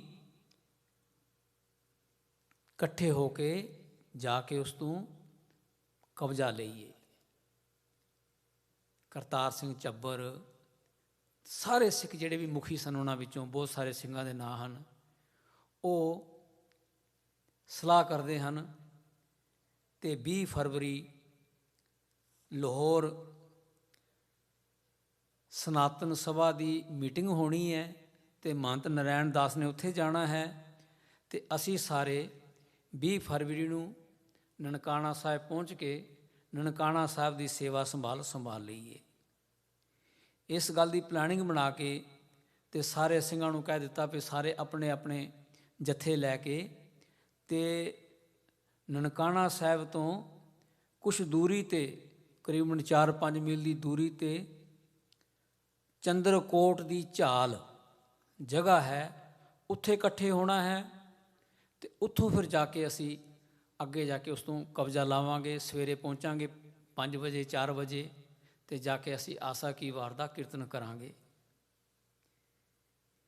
ਇਸ ਗੱਲ ਦੀ ਜਦੋਂ ਪਤਾ ਲੱਗਿਆ ਸ਼੍ਰੋਮਣੀ ਕਮੇਟੀ ਨੂੰ, ਅਤੇ ਉਹਨਾਂ ਨੇ ਪਹਿਲੇ ਹੀ ਪਲੈਨਿੰਗ ਬਣਾਈ ਹੋਈ ਸੀ ਕਿ ਸਾਡੀ ਤਾਂ ਮਾਰਚ ਦੀ ਪਲੈਨਿੰਗ ਹੈ 6 ਮਾਰਚ ਦੀ, ਅਤੇ ਸਿੰਘਾਂ ਨੇ ਸੋਚਿਆ ਜੇ ਸ਼੍ਰੋਮਣੀ ਕਮੇਟੀ ਨੂੰ ਪਤਾ ਲੱਗਿਆ ਉਹਨਾਂ ਸਾਨੂੰ ਜਾਣ ਨਹੀਂ ਦੇਣਾ। ਸਿੰਘਾਂ ਨੇ ਉਹਨਾਂ ਨੂੰ ਦੱਸਿਆ ਨਹੀਂ, ਪਰ ਸ਼੍ਰੋਮਣੀ ਕਮੇਟੀ ਨੂੰ ਫਿਰ ਵੀ ਪਤਾ ਲੱਗਿਆ ਤਾਂ ਸ਼੍ਰੋਮਣੀ ਕਮੇਟੀ ਨੇ ਇਹਨਾਂ ਸਿੰਘਾਂ ਨੂੰ, ਕਰਤਾਰ ਸਿੰਘ ਝੱਬਰ ਨੂੰ, ਲਛਮਣ ਸਿੰਘ ਨੂੰ, ਤੇਜਾ ਸਿੰਘ ਨੂੰ, ਇਹਨਾਂ ਸਿੰਘਾਂ ਨੂੰ ਸੁਨੇਹਾ ਭੇਜਿਆ ਕਿ ਤੁਸੀਂ ਆਪਣੀ ਮਰਜ਼ੀ ਨਾਲ ਨਾ ਜਾਓ, ਉੱਥੇ ਤੁਸੀਂ ਰੁਕ ਜਾਓ, ਅਸੀਂ ਸਾਰੇ ਬਾਅਦ ਵਿੱਚ ਇਕੱਠੇ ਹੋ ਕੇ ਜਾਵਾਂਗੇ, ਤੁਸੀਂ ਇਸ ਤਰ੍ਹਾਂ ਨਾ ਕਰੋ। ਜੇ ਤੁਸੀਂ ਇਸ ਤਰ੍ਹਾਂ ਕਰੋਗੇ ਤਾਂ ਸਿੱਖ ਕੌਮ ਦੇ ਅਤੇ ਗੁਰੂ ਸਾਹਿਬ ਜੀ ਦੇ ਦੇਣਦਾਰ ਹੋ ਜਾਓਗੇ। ਤੁਸੀਂ ਪੰਥ ਦਾ ਹੁਕਮ ਮੰਨੋ, ਇਹ ਹੈ ਪੰਥ ਦਾ ਹੁਕਮ। 10-15 ਬੰਦਿਆਂ ਨੇ ਮਿਲ ਕੇ ਸਲਾਹ ਕਰ ਲਈ ਅਤੇ ਪੰਥ ਦਾ ਹੁਕਮ ਹੋ ਗਿਆ। ਹੁਣ ਜਿਨ੍ਹਾਂ ਸਿੰਘਾਂ ਨੇ ਅਰਦਾਸ ਕੀਤੀ ਸੀ ਉਹ ਸਨ ਪੰਥ ਵਾਲੇ, ਉਹ ਗਿਣਤੀ ਜ਼ਿਆਦਾ ਨਹੀਂ ਹੈ, ਪਰ ਉਹਨਾਂ ਅੰਦਰ ਗੁਰੂ ਦਾ ਰਸਤਾ ਸੀ, ਉਹ ਗੁਰੂ ਰਸਤੇ ਨੂੰ ਸਮਰਪਿਤ ਸਨ। ਸ਼ਾਰਟਕੱਟ ਵਿੱਚ ਗੱਲ, ਬੜਾ ਲੰਬਾ ਇਤਿਹਾਸ ਹੈ ਇਹਨਾਂ ਸਿੰਘਾਂ ਦਾ। ਉਸ ਸਿੰਘਾਂ ਨੇ ਅਰਦਾਸ ਕਰਕੇ ਚੰਦਰਕੋਟ ਦੀ ਝਾਲ 'ਤੇ ਪਹੁੰਚਣਾ ਸੀ ਅਤੇ ਕਰਤਾਰ ਸਿੰਘ ਝੱਬਰ ਹੋਰਾਂ ਨੂੰ ਰੋਕ ਲਿਆ ਗਿਆ, ਪਰ ਲਛਮਣ ਸਿੰਘ ਹੋਰੀ ਉੱਥੇ ਪੁੱਜ ਗਏ। ਲਛਮਣ ਸਿੰਘ ਹੋਰੀ ਜਦੋਂ ਪਹੁੰਚਦੇ ਨੇ ਉੱਥੇ ਅਤੇ ਦੇਖਿਆ ਤਾਂ ਝੱਬਰ ਸਿੰਘ ਦਾ ਜੱਥਾ ਨਹੀਂ ਪਹੁੰਚਿਆ ਅਜੇ, ਤਾਂ ਉਹਨਾਂ ਨੇ ਉਹਨਾਂ ਦੀ ਇੰਤਜ਼ਾਰ ਨਹੀਂ ਕੀਤੀ। ਉਹ ਕਹਿੰਦੇ ਵੀ ਅਸੀਂ ਸ਼ੁਭ ਕੰਮ ਵਾਸਤੇ ਆਏ ਹਾਂ, ਘਰੋਂ ਅਰਦਾਸ ਕਰਕੇ ਚੱਲੇ ਹਾਂ, ਇੱਥੇ ਵੀ ਅਰਦਾਸ ਕੀਤੀ ਹੈ ਅਤੇ ਆਪਾਂ ਚੱਲਦੇ ਹਾਂ। ਉਹ ਪਹੁੰਚ ਗਏ ਨਨਕਾਣਾ ਸਾਹਿਬ। ਨਨਕਾਣਾ ਸਾਹਿਬ ਤੋਂ ਬਾਹਰ ਜਾ ਕੇ ਥੋੜ੍ਹੀ ਦੂਰੀ 'ਤੇ ਖੜ੍ਹੇ ਹੋ ਕੇ ਅਤੇ ਲਛਮਣ ਸਿੰਘ ਜੀ ਸਿੰਘਾਂ ਨੂੰ ਇਕੱਠਿਆਂ ਕਰਕੇ ਸੰਬੋਧਨ ਕਰਦੇ ਹਨ ਕਿ ਸਿੰਘੋ, ਅਸੀਂ ਚੱਲੇ ਹਾਂ ਆਪਣੇ ਜਨਮ ਅਸਥਾਨ 'ਤੇ, ਗੁਰੂ ਨਾਨਕ ਸਾਹਿਬ ਜੀ ਦੇ ਜਨਮ ਅਸਥਾਨ 'ਤੇ। ਉੱਥੇ ਜਾ ਕੇ ਅਸੀਂ ਐਸਾ ਕੋਈ ਕੰਮ ਨਹੀਂ ਕਰਨਾ ਜਿਹੜਾ ਸਾਡੇ ਗੁਰੂ ਨੂੰ ਨਹੀਂ ਭਾਉਂਦਾ। ਸ਼ਾਂਤਮਈ ਤਰੀਕੇ ਨਾਲ ਸ਼ਹੀਦੀ ਦੇਣੀ ਹੈ, ਕਿਸੇ ਨੂੰ ਮਾੜਾ ਨਹੀਂ ਬੋਲਣਾ, ਕਿਸੇ 'ਤੇ ਹੱਥ ਨਹੀਂ ਚੁੱਕਣਾ। ਜੇ ਤੁਹਾਨੂੰ ਪ੍ਰਵਾਨ ਹੈ ਤੇ ਜੈਕਾਰਾ ਛੱਡੋ। ਸਿੰਘਾਂ ਨੇ ਜੈਕਾਰਾ ਛੱਡਿਆ। ਉਸ ਤੋਂ ਬਾਅਦ ਚਲੇ ਗਏ ਜਨਮ ਅਸਥਾਨ 'ਤੇ ਜਾ ਕੇ ਅੰਦਰ ਨਮਸਕਾਰ ਕੀਤੀ। ਬੈਠੇ ਹੀ ਸਨ ਜਾ ਕੇ ਤਾਂ ਨਰੈਣੂ ਮਹੰਤ ਦੇ ਗੁੰਡਿਆਂ ਨੇ ਕਰ ਦਿੱਤਾ ਹਮਲਾ। ਅਤੇ ਹਮਲਾ ਇਤਨਾ ਦਰਦਨਾਕ ਕੀਤਾ ਕਿ ਜਿਹੜਾ ਬਿਆਨ ਨਹੀਂ ਕੀਤਾ ਜਾ ਸਕਦਾ। ਬੰਦੂਕਾਂ ਨਾਲ, ਤਲਵਾਰਾਂ ਨਾਲ, ਡਾਂਗਾਂ ਨਾਲ, ਜਿਸ ਕੋਲ ਜੋ ਹਥਿਆਰ ਸੀ, ਉਹਨਾਂ ਨੇ ਸਿੱਖਾਂ ਨੂੰ ਲਹੂ ਲੁਹਾਨ ਕਰਕੇ ਇੱਕ ਇੱਕ ਸਿੱਖ ਨੂੰ ਕੋਹ ਕੇ ਮਾਰਿਆ। ਜਿਨ੍ਹਾਂ ਸਿੰਘਾਂ ਸਿੰਘਣੀਆਂ ਨੇ ਗੁਰਦੁਆਰਿਆਂ ਦੀ ਸੇਵਾ ਲਈ ਕੁਰਬਾਨੀਆਂ ਕੀਤੀਆਂ। ਇਹ ਇਤਿਹਾਸ ਬੜਾ ਪੁਰਾਣਾ ਨਹੀਂ ਹੈ, ਕੁਛ 200 ਸਦੀਆਂ ਨਹੀਂ ਹੋਈਆਂ। 21 ਫਰਵਰੀ ਨੂੰ 100 ਸਾਲ ਹੋਇਆ ਹੈ। ਉਸ ਤੋਂ ਬਾਅਦ ਸਿੰਘਾਂ ਨੇ ਕਰਤਾਰ ਸਿੰਘ ਝੱਬਰ ਹੋਰਾਂ ਨੂੰ, ਹੋਰ ਸਿੰਘਾਂ ਨੂੰ ਪਤਾ ਲੱਗਦਾ ਹੈ। ਉਹ ਸਿੰਘ ਫਿਰ ਜੱਥਾ ਲੈ ਕੇ ਪਹੁੰਚਦੇ ਹਨ ਅਤੇ ਉਹਨਾਂ ਸਿੰਘਾਂ ਨੇ ਜਦੋਂ ਜੈਕਾਰਾ ਛੱਡਿਆ ਨਨਕਾਣਾ ਸਾਹਿਬ ਦੇ ਜੂਹ ਵਿੱਚ ਜਾ ਕੇ, ਅਤੇ ਅੱਗੇ ਦੇਖਦੇ ਹਨ ਕਿ ਸਾਰਾ ਨਨਕਾਣਾ ਸਾਹਿਬ ਅੰਗਰੇਜ਼ਾਂ ਦੀ ਪੁਲਿਸ ਦੇ, ਆਰਮੀ ਦੇ ਸਪੁਰਦ ਹੈ। ਸਾਰੇ ਪਾਸੇ ਆਰਮੀ ਖੜ੍ਹੀ ਹੈ, ਬੰਦੂਕਾਂ ਲੈ ਕੇ ਖੜ੍ਹੇ ਹਨ ਸਾਰੇ। ਅਤੇ ਉਹਨਾਂ ਦਾ ਜਿਹੜਾ ਮੁਖੀ ਸੀ ਮਿਸਟਰ ਕਰੀ, ਲਿਖਿਆ ਨਾਂ ਉਸਦਾ, ਉਸਨੇ ਸੰਬੋਧਨ ਹੋ ਕੇ ਕਿਹਾ ਕਰਤਾਰ ਸਿੰਘ ਹੋਰਾਂ ਨੂੰ ਕਿ ਤੁਸੀਂ ਅੱਗੇ ਗਏ ਅਤੇ ਸਾਰੇ ਮਾਰ ਦਿੱਤੇ ਜਾਓਗੇ। ਆਰਮੀ ਬੰਦੂਕਾਂ, ਮਸ਼ੀਨ ਗੰਨਾਂ ਲਾ ਕੇ ਬੈਠੀ ਹੋਈ ਹੈ। ਤਾਂ ਕਰਤਾਰ ਸਿੰਘ ਝੱਬਰ ਹੋਰਾਂ ਨੇ ਜਵਾਬ ਦਿੱਤਾ ਕਿ ਅਸੀਂ ਮਰਨ ਵਾਸਤੇ ਹੀ ਆਏ ਹਾਂ, ਸਾਨੂੰ ਮਰਨ ਦੀ ਚਿੰਤਾ ਨਹੀਂ, ਪਰ ਹੁਣ ਅਸੀਂ ਖਾਲੀ ਮਰਨ ਵਾਸਤੇ ਨਹੀਂ ਆਏ, ਮਾਰਨ ਵਾਸਤੇ ਵੀ ਆਏ ਹਾਂ। ਹੁਣ ਸਾਰਿਆਂ ਕੋਲ ਸ੍ਰੀ ਸਾਹਿਬਾਂ ਹਨ ਅਤੇ ਸਾਰਿਆਂ ਕੋਲ ਆਪਣੇ ਆਪਣੇ ਸਾਰੇ ਹਥਿਆਰ ਹਨ। ਮਿਸਟਰ ਕਰੀ, ਜੇ ਤੇਰਾ ਬੰਦਾ ਕੋਈ ਮਰ ਗਿਆ ਤਾਂ ਸਾਡੇ ਸਿਰ 'ਤੇ ਇਲਜ਼ਾਮ ਨਾ ਲਾਈ, ਹੁਣ ਤੂੰ ਆਪਣਾ ਜ਼ਿੰਮੇਵਾਰ ਖੁਦ ਹੋਏਗਾ। ਅਤੇ ਜਦੋਂ ਦੇਖਿਆ ਉਸਨੇ ਵੀ ਕਈ ਹਜ਼ਾਰ ਬੰਦੇ ਖੜ੍ਹੇ ਹਨ, ਤਾਂ ਉਹ ਕਹਿਣ ਲੱਗਾ ਤੁਸੀਂ ਠਹਿਰ ਜਾਓ। ਪਹਿਲੇ ਕਹਿੰਦਾ ਸੀ ਤੁਹਾਨੂੰ ਮੈਂ ਕੱਲ੍ਹ ਚਾਬੀ ਦੇ ਦਿਆਂਗਾ, ਤੁਸੀਂ ਰੁਕ ਜਾਓ। ਜਦੋਂ ਕਰਤਾਰ ਸਿੰਘ ਉਹਨਾਂ ਨੇ ਜਵਾਬ ਦਿੱਤਾ ਕਿ ਨਹੀਂ, ਘੜੀ ਨਹੀਂ, ਪਲ ਨਹੀਂ, ਇੱਕ ਇੱਕ ਸਕਿੰਟ ਸਾਡੇ ਵਾਸਤੇ ਬੜਾ ਔਖਾ ਬਤੀਤ ਹੋ ਰਿਹਾ, ਸਾਨੂੰ ਬਸ ਤੁਸੀਂ ਚਾਬੀ ਦਿਓ, ਨਹੀਂ ਤਾਂ ਫਿਰ ਦੇਖੋ। ਤਾਂ ਉਸਨੇ ਉਸੇ ਵੇਲੇ ਚਾਬੀ ਲਿਆ ਕੇ ਸਿੱਖਾਂ ਦੇ ਸਪੁਰਦ ਕਰ ਦਿੱਤੀ। ਸਿੱਖ ਅੰਦਰ ਗਏ। ਜਦੋਂ ਜਨਮ ਅਸਥਾਨ 'ਤੇ ਜਿਸ ਜਗ੍ਹਾ ਦੇ ਉੱਤੇ ਗੁਰਬਾਣੀ ਗੂੰਜਦੀ ਸੀ, ਜਿਸ ਜਗ੍ਹਾ ਦੇ ਉੱਤੇ ਜਿੱਥੇ ਜਾਏ ਬਹਿ ਮੇਰਾ ਸਤਿਗੁਰੂ ਸੋ ਥਾਨ ਸੁਹਾਵਾ ਗਾਉਂਦੇ ਸਾਂ, ਉਹ ਥਾਂ ਖੂਨ ਦੇ ਨਾਲ ਭਰੀ ਪਈ ਹੈ। ਸਾਹਿਬ ਸਤਿਗੁਰੂ ਸ਼੍ਰੀ ਗੁਰੂ ਗ੍ਰੰਥ ਸਾਹਿਬ ਜੀ ਦੇ ਸਰੂਪ ਦੇ ਉੱਤੇ ਭਾਈ ਵਰਿਆਮ ਸਿੰਘ ਜੀ ਪੁੱਠੇ ਪਏ ਹੋਏ ਹਨ। ਕਿਸੇ ਦਾ ਬਾਂਹ ਪਈ ਹੈ, ਕਿਸੇ ਦੀ ਲੱਤ ਪਈ ਹੈ। ਇਸ ਤਰ੍ਹਾਂ ਸੀਣ ਦੇਖ ਕੇ ਸਿੰਘਾਂ ਦੇ ਹੋਸ਼ ਉੱਡ ਗਏ, ਰੋਏ। ਉਹਨਾਂ ਮਹੰਤਾਂ ਨੇ ਇਤਨਾ ਭੈੜਾ ਕੁਕਰਮ ਕੀਤਾ, ਇਤਨੇ ਤਸੀਹੇ ਦਿੱਤੇ ਸਿੱਖਾਂ ਨੂੰ ਜਿਹੜੇ ਬਿਆਨ ਨਹੀਂ ਕੀਤੇ ਜਾ ਸਕਦੇ। ਬਾਅਦ ਵਿੱਚ ਸਿੰਘਾਂ ਨੇ ਸੰਸਕਾਰ ਕਰਨ ਵਾਸਤੇ ਸੋਚਿਆ। 5 ਥਾਵਾਂ 'ਤੇ ਲਾਸ਼ਾਂ ਦੇ ਢੇਰ, 6 ਕੜੇ ਜਿਹੜੇ ਸਿੰਘ ਭੱਠੀਆਂ ਵਿੱਚ ਸਾੜ ਦਿੱਤੇ। ਭਾਈ ਲਛਮਣ ਸਿੰਘ ਦਾ ਸਰੀਰ ਬਾਹਰ ਜੰਡ ਨਾਲ ਬੱਧਾ ਹੋਇਆ, ਅੱਧਾ ਸੜਿਆ ਹੋਇਆ, ਅੱਧਾ ਇਸ ਤਰ੍ਹਾਂ ਦਾ। ਕਿਸੇ ਦੀ ਲੱਤ, ਕਿਸੇ ਦੀ ਬਾਂਹ, 56 ਖੋਪੜੀਆਂ, ਸਰੀਰ ਸੜ ਗਏ ਅਤੇ ਖੋਪੜੀਆਂ 56 ਮਿਲੀਆਂ। ਪਤਾ ਨਹੀਂ ਕਿਤਨੇ ਟੋਕਰੇ ਮਾਸਾਂ ਦੇ, ਮਾਸ ਇਕੱਠਾ ਕਰਕੇ।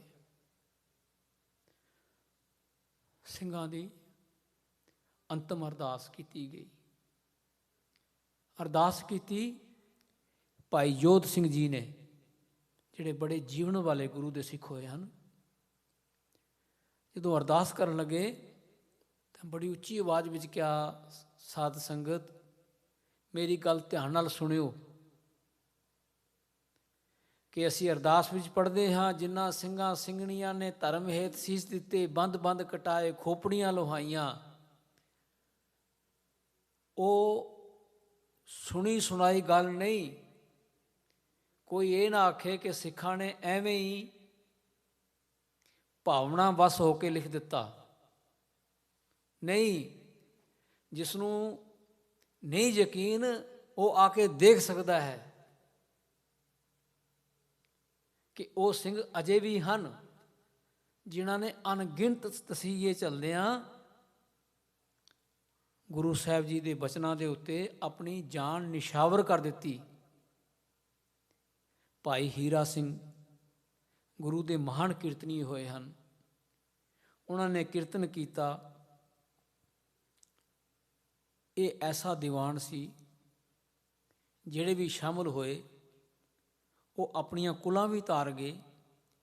ਜਿਹੜੇ ਸ਼ਹੀਦ ਹੋਏ ਉਹਨਾਂ ਦਾ ਨਾਮ ਜਦ ਤੱਕ ਸਿੱਖੀ ਰਹੇਗੀ ਤਦ ਤੱਕ ਨਾਮ ਰਹੇਗਾ।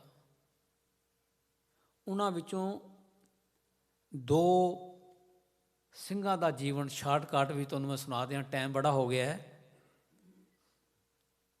ਇੱਕ ਸਨ ਮੰਗਲ ਸਿੰਘ, ਜਿਹੜੇ ਕਿਰਪਾਨ ਬਹਾਦਰ। ਮੰਗਲ ਸਿੰਘ ਬੱਚਾ ਬਚਪਨ ਵਿੱਚ ਯਤੀਮ, ਗੁਰਦੁਆਰੇ ਕੀਰਤਨ ਕਰਦਾ ਹੈ ਬੜੇ ਪਿਆਰ ਨਾਲ, ਅਤੇ ਭਾਈ ਲਛਮਣ ਸਿੰਘ ਹੋਰਾਂ ਨਾਲ ਮੁਲਾਕਾਤ ਹੋ ਗਈ ਅਤੇ ਲਛਮਣ ਸਿੰਘ ਨੇ ਪਿਆਰ ਕੀਤਾ ਕਲਾਵੇ ਵਿੱਚ ਲੈ ਕੇ ਕਿ ਬੱਚੇ ਤੇਰੀ ਕਿੰਨੀ ਸੋਹਣੀ ਆਵਾਜ਼ ਹੈ, ਤੂੰ ਕਿੰਨੇ ਪਿਆਰ ਨਾਲ ਕੀਰਤਨ ਕਰਦਾ ਹੈ, ਤੇਰੇ ਮਾਂ ਬਾਪ ਕਿਤਨੇ ਭਾਗਾਂ ਵਾਲੇ ਹਨ। ਅਤੇ ਬੱਚਾ ਭੁੱਬਾਂ ਮਾਰ ਕੇ ਰੋ ਪਿਆ। ਲਛਮਣ ਸਿੰਘ ਕਹਿੰਦੇ ਹਨ, ਭਾਈ ਮੈਂ ਤੈਨੂੰ ਕੋਈ ਮਾੜੀ ਗੱਲ ਆਖੀ ਹੈ? ਕਹਿੰਦਾ, ਨਹੀਂ ਬਾਪੂ ਜੀ, ਤੁਸੀਂ ਤਾਂ ਮਾੜੀ ਗੱਲ ਨਹੀਂ ਕਹੀ, ਮੈਨੂੰ ਆਪਣੇ ਮਾਂ ਬਾਪ ਦੀ ਯਾਦ ਕਰਾ ਦਿੱਤੀ। ਮੇਰੇ ਮਾਂ ਬਾਪ ਦੋਨੋਂ ਨਹੀਂ ਹਨ, ਮੈਂ ਇਕੱਲਾ ਹਾਂ, ਯਤੀਮ ਹਾਂ।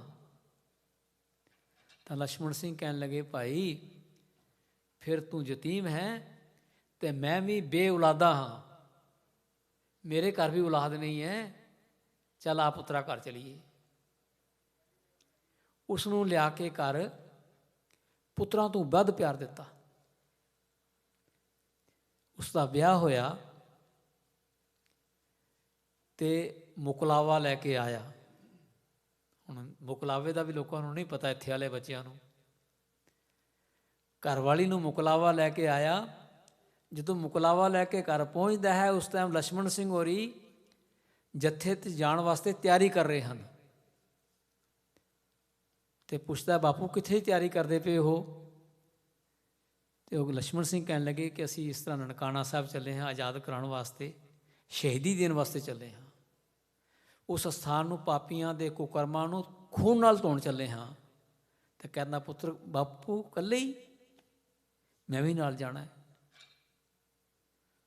ਬੜਾ ਰੋਕਿਆ। ਉਸ ਦੀ ਘਰਵਾਲੀ ਉਹ ਕਹਿੰਦੀ, ਬਾਪੂ ਜਦ ਇਹ ਚੱਲਿਆ ਤਾਂ ਮੈਂ ਵੀ ਨਾਲ। ਉਹ ਨਾਲ ਗਏ। ਫਿਰ ਇੱਕ ਕੇਰ ਸਿੰਘ ਤੇ ਉਸ ਦਾ ਪੁੱਤਰ ਦਰਬਾਰਾ ਸਿੰਘ। ਭਾਈ ਕੇਰ ਸਿੰਘ ਮਿਲਟਰੀ 'ਚ ਨੌਕਰੀ ਕਰਦੇ ਹਨ। ਆਰਮੀ ਆਫਿਸਰ ਮਿਸਟਰ ਰਿਚਰਡ ਸ਼ਿਕਾਰ ਖੇਡਣ ਜਾਂਦਾ ਹੈ, ਨਾਲ ਭਾਈ ਕੇਰ ਸਿੰਘ ਜਾ ਰਹੇ ਹਨ। ਅੱਗੇ ਜੰਗਲ ਵਿੱਚ ਸ਼ੇਰ ਆਉਂਦਾ ਹੈ ਅਤੇ ਮਿਸਟਰ ਰਿਚਰਡ ਸ਼ੇਰ ਨੂੰ ਦੇਖਦਿਆਂ ਸਾਰ ਹੀ ਦੌੜ ਕੇ ਬੂਟੇ 'ਤੇ ਚੜ੍ਹ ਜਾਂਦਾ ਹੈ ਅਤੇ ਕੇਰ ਸਿੰਘ ਨੂੰ ਆਵਾਜ਼ ਮਾਰ ਕੇ ਕਹਿੰਦਾ ਹੈ ਕਿ ਕੇਰ ਸਿੰਘ ਸ਼ੇਰ ਆ ਰਿਹਾ ਅੱਗੋਂ, ਤੂੰ ਵੀ ਇੱਧਰ ਆ ਜਾ। ਤੇ ਕੇਰ ਸਿੰਘ ਕਹਿੰਦਾ ਹੈ ਕਿ ਉਹ ਇੱਕ ਹੈ ਤੇ ਇੱਧਰ ਦੋ ਸ਼ੇਰ ਹਨ। ਉਹ ਕਹਿੰਦਾ ਮੈਂ ਗੱਲ ਨਹੀਂ ਸਮਝਿਆ, ਤੇਰੀ ਦੋ ਸ਼ੇਰ ਕਿਹੜੇ ਹਨ? ਉਹ ਕਹਿਣ ਲੱਗਾ ਮੇਰਾ ਨਾਮ ਹੈ ਕੇਰ ਸਿੰਘ, ਤੇ ਕੇਹਰ ਦਾ ਅਰਥ ਵੀ ਸ਼ੇਰ ਹੈ, ਤੇ ਸਿੰਘ ਵੀ ਸ਼ੇਰ ਨੂੰ ਕਹਿੰਦੇ ਹਨ। ਕੇਰ ਵੀ ਸ਼ੇਰ ਤੇ ਸਿੰਘ ਵੀ ਸ਼ੇਰ, ਮੈਂ ਦੋ ਸ਼ੇਰ ਹਾਂ, ਉਹ ਮੇਰਾ ਕੁਛ ਨਹੀਂ ਵਿਗਾੜ ਸਕਦਾ। ਜਦੋਂ ਸ਼ੇਰ ਆਇਆ ਕੇਰ ਸਿੰਘ ਦੇ ਉੱਤੇ ਹਮਲਾ ਕੀਤਾ ਤੇ ਬਰਛੇ ਨਾਲ ਕੇਰ ਸਿੰਘ ਨੇ ਸ਼ੇਰ ਨੂੰ ਸ਼ਿਕਾਰ ਕਰ ਲਿਆ ਤੇ ਮਿਸਟਰ ਰਿਚਰਡ ਨੇ ਉੱਤੋਂ ਮੂਵੀ ਬਣਾਈ, ਪਿਕਚਰ ਖਿੱਚੀ। ਉਸ ਤੋਂ ਬਾਅਦ ਕੇਰ ਸਿੰਘ ਹੋਰੀ ਘਰ ਆਉਂਦੇ ਹਨ ਤੇ ਵਡੇਰੀ ਉਮਰ ਵਿੱਚ ਵਿਆਹ ਹੋਇਆ ਤੇ ਬੱਚਾ ਹੋਇਆ ਉਹਨਾਂ ਦੇ ਘਰ। ਨਾਂ ਰੱਖਿਆ ਦਰਬਾਰਾ ਸਿੰਘ। 2 ਸਾਲ ਦਾ ਹੋਇਆ ਤੇ ਕੇਰ ਸਿੰਘ ਦੀ ਘਰਵਾਲੀ ਵੀ ਚੜ੍ਹਾਈ ਕਰ ਗਈ। ਦਾਦੀ ਨੇ ਪਾਲਿਆ, ਪਿਤਾ ਨੇ ਪਾਲਿਆ, ਤੇ ਬਚਪਨ ਵਿੱਚ ਸੁਣਾਈਆਂ ਸਾਖੀਆਂ ਬਾਬਾ ਜ਼ੋਰਾਵਰ ਸਿੰਘ ਦੀਆਂ, ਬਾਬਾ ਫਤਿਹ ਸਿੰਘ ਦੀਆਂ। ਤੇ ਕਹਿੰਦਾ ਹੈ ਦਰਬਾਰਾ ਸਿੰਘ, ਬਾਪੂ ਮੈਂ ਵੀ ਸ਼ਹੀਦੀ ਪਾਣੀ ਹੈ, ਮੈਂ ਵੀ ਸ਼ਹੀਦ ਹੋਣਾ ਹੈ। ਅਸੀਂ ਗੱਲਾਂ ਕਰ ਰਹੇ ਹਾਂ, ਗੱਲਾਂ ਕਰਨੀਆਂ ਸੌਖੀਆਂ ਹਨ, ਪਰ ਉਹਨਾਂ ਦੀ ਆਤਮਿਕ ਅਵਸਥਾ ਦੇਖੋ ਕੈਸੀ ਹੋਏਗੀ। ਉਹ ਕਹਿੰਦਾ ਬਾਪੂ ਮੈਂ ਵੀ ਸ਼ਹੀਦੀ ਪਾਣੀ ਹੈ। ਉਹ ਅਕਸਰ ਗੱਲਾਂ ਕਰਦਾ ਬਾਪੂ ਨਾਲ। ਜਦੋਂ ਇਹ ਟਾਈਮ ਆਇਆ, ਸ਼ਾਮ ਦੇ ਟਾਈਮ ਮੰਗਲ ਸਿੰਘ ਤਿਆਰ ਹੋਇਆ ਤੇ ਕਹਿੰਦੇ ਨੇ ਮੰਗਲ ਸਿੰਘ ਦਾ ਕੱਦ ਬੜਾ ਉੱਚਾ ਸੀ। ਤੇ ਸ਼ਾਮੀ ਜਦੋਂ ਚੱਲਣ ਲੱਗੇ ਘਰੋਂ ਤੇ ਮਾਂ ਨੇ ਅਸੀਸ ਦਿੱਤੀ ਤੇ ਮਾਂ ਦਾ ਸਿਰ ਤੱਕ ਨਾ ਪਹੁੰਚਿਆ। ਤੇ ਦਰਬਾਰਾ ਸਿੰਘ ਦੌੜ ਕੇ ਜਾ ਕੇ ਪੀੜੀ ਲੈ ਕੇ ਆਇਆ ਤੇ ਕਹਿੰਦਾ ਦਾਦੀ ਇਹ 'ਤੇ ਚੜ੍ਹ ਕੇ ਸਿਰ 'ਤੇ ਹੱਥ ਫੇਰ। ਤੇ ਮਾਂ ਪੁੱਤਰ ਨੂੰ ਅਸੀਸ ਦਿੰਦੀ ਹੈ, ਪੁੱਤਰਾ ਜਾ, ਤੇਰੀ ਸਿੱਖੀ ਕੇਸਾਂ ਸੁਆਸਾਂ ਨਾਲ ਨਿਭੇ। ਤੇ ਦਰਬਾਰਾ ਸਾਹਿਬ ਜਿਹੜਾ ਪੋਤਰਾ ਹੈ ਉਹ ਵੀ ਜਿੱਦ ਕਰਦਾ ਹੈ ਤੇ ਉਸ ਨੂੰ ਵੀ ਨਾਲ ਤਿਆਰ ਕੀਤਾ। ਤੇ ਕਹਿੰਦਾ ਮਾਂ ਦਾਦੀ ਮੈਨੂੰ ਵੀ ਅਸੀਸ ਦੇ ਉਸ ਤਰ੍ਹਾਂ।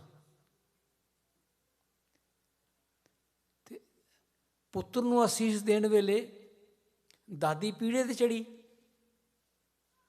ਤੇ ਜਦੋਂ ਪੋਤਰੇ ਨੂੰ ਦੇਣ ਲੱਗੀ ਅਸੀਸ ਤੇ ਪੋਤਰਾ ਕਹਿੰਦਾ ਦਾਦੀ ਹੁਣ ਮੈਂ ਪੀੜੇ 'ਤੇ ਖੜਾ ਹੁੰਨਾ, ਤੂੰ ਥੱਲੇ ਖੜੀ ਹੋ, ਉੱਥੋਂ ਅਸੀਸ ਦੇ। ਉਹ ਬੱਚਾ ਵੀ ਉੱਥੇ ਗਿਆ। ਦਰਬਾਰ ਸਾਹਿਬ ਜਨਮ ਅਸਥਾਨ ਦੇ ਉੱਤੇ ਪਹੁੰਚੇ। ਉਸ ਬੱਚੇ ਨੂੰ ਵੀ ਉਹਨਾਂ ਜ਼ਾਲਮਾਂ ਨੇ ਜੀਂਦੇ ਨੂੰ, ਉਹ ਅੰਦਰੋਂ ਦੇਖ ਰਿਹਾ ਸੀ, ਉਹਨਾਂ ਨੇ ਕਿਸੇ ਨੇ ਉਸ ਨੂੰ ਅਲਮਾਰੀ ਵਿੱਚ ਬੰਦ ਕਰ ਦਿੱਤਾ ਸੀ ਉੱਥੇ, ਤੇ ਅਲਮਾਰੀ ਦੇ ਵਿੱਚੋਂ ਦੇਖ ਰਿਹਾ ਸੀ ਕਿ ਮੇਰੇ ਪਿਤਾ ਨੂੰ ਸ਼ਹੀਦ ਕਰ ਦਿੱਤਾ। ਤੇ ਉਹ ਅੰਦਰੋਂ ਰੌਲਾ ਪਾ ਰਿਹਾ ਕਿ ਮੈਂ ਵੀ ਸ਼ਹੀਦ ਹੋਣਾ ਹੈ, ਮੈਂ ਵੀ ਸ਼ਹੀਦ ਹੋਣਾ ਹੈ। ਜਿਹੜੇ ਗੁੰਡੇ ਸਨ ਉਹ ਡਰ ਗਏ ਪਹਿਲੇ ਵੀ ਕਿੱਥੋਂ ਆਵਾਜ਼ ਆ ਰਹੀ ਹੈ।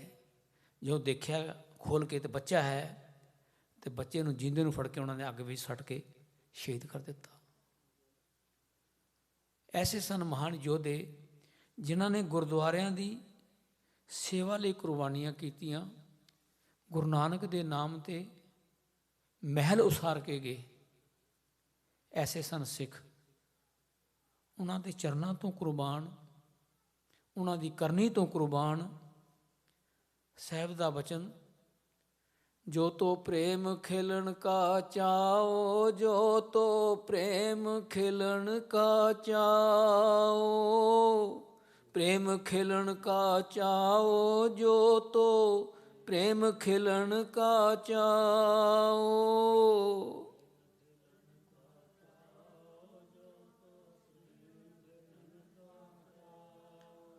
ਸਿਰ ਥਰ ਤਲੀ ਗਲੀ ਮੇਰੀ ਆਓ, ਸਿਰ ਥਰ ਤਲੀ ਗਲੀ ਮੇਰੀ ਆਓ।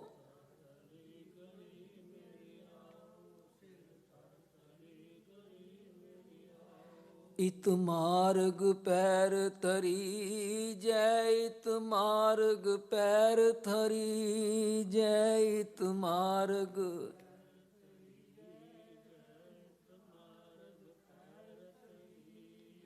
ਸਿਰ ਦੀਜੈ ਕਾਨ ਨ ਕੀਜੈ, ਸਿਰ ਦੀਜੈ ਕਾਨ ਨ ਕੀਜੈ।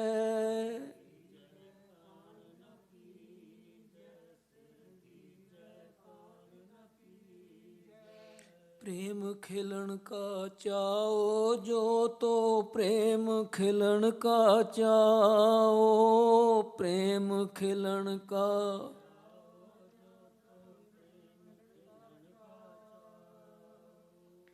ਐਸੇ ਸਨ ਸਿੱਖ ਗੁਰੂ ਦੇ ਜਿਹੜੇ ਗੁਰੂ ਬਚਨਾਂ ਦੇ ਫੁੱਲ ਚੜਾ ਕੇ ਗੁਰੂ ਦੀ ਗੋਦ ਵਿੱਚ ਜਾ ਕੇ ਬਿਰਾਜੇ। ਇਤਨੀਆਂ ਬੇਨਤੀਆਂ ਪ੍ਰਵਾਨ ਕਰਨੀਆਂ, ਭੁੱਲਾਂ ਨਾ ਚਿਤਾਰਨੀਆਂ ਬੜਾ ਔਖਾ ਹੈ। ਗੁਰੂ ਦੇ ਸਿੱਖਾਂ ਦੀਆਂ ਕੁਰਬਾਨੀਆਂ ਨੂੰ ਯਾਦ ਕਰਕੇ ਉਹਨਾਂ ਨੂੰ ਵਰਣਨ ਕਰਨਾ ਬੜਾ ਔਖੀ ਘਾਲਣਾ ਹੈ। ਸਤਿਗੁਰੂ ਜੀ ਦੇ ਚਰਨਾਂ ਵਿੱਚ ਅਰਦਾਸ ਹੈ, ਸਤਿਗੁਰੂ ਅਸੀਂ ਵੀ ਆਪ ਜੀ ਦੇ ਨਾਮ ਧਰਿਕ ਸਿੱਖ ਹਾਂ, ਸਿਰ 'ਤੇ ਮਹਿਰਾਮਤ ਭਰਿਆ ਹੱਥ ਰੱਖੋ, ਆਪਣੇ ਚਰਨਾਂ ਨਾਲ ਜੋੜੋ, ਲੋਕ ਸੁਖੀਏ ਪਰਲੋਕ ਸੁਹੇਲੇ, ਨਾਨਕ ਹਰ ਪ੍ਰਭ ਆਪੇ ਮੇਲੇ ਦੀ ਬਖਸ਼ਿਸ਼ ਹੋਏ। ਬੇਅੰਤ ਭੁੱਲਾਂ ਦੀ ਖਿਮਾ ਕਰਨੀ, ਸਾਧ ਸੰਗਤ ਜੀ ਅਰਦਾਸ ਕਰਨੀ, ਸਾਰੇ ਰਸਨਾ ਪਵਿੱਤਰ ਕਰਕੇ ਆਖੋ ਜੀ ਵਾਹਿਗੁਰੂ ਜੀ ਕਾ ਖਾਲਸਾ ਵਾਹਿਗੁਰੂ ਜੀ ਕੀ